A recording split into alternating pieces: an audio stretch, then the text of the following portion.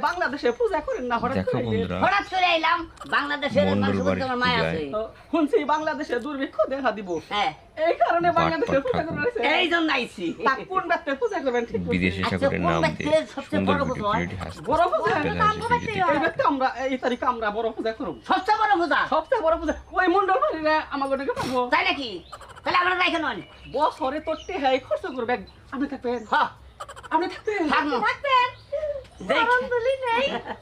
দেখ কেননি আপনি যদি খালি আমাকে পূজার এই তারিখে করে দেন হ্যাঁ আমরা গর্ব করে কই হারুম যে এই তারিখে আমাকে পূজায় সর্বোচ্চ চেষ্টা বুঝে চেষ্টা পূজাই করবো থাকবো। ঠাকুর মশাই হ্যাঁ। আপনার কাছে আমরা চিরকৃতজ্ঞ থাকবো আপনি যদি আমাকে পূজাটা উদ্ধার করে দেন।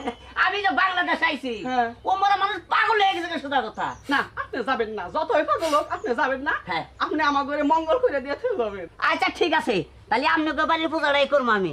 তাহলে আমারও তো কিছু বাইরে রাখবো। বাইনা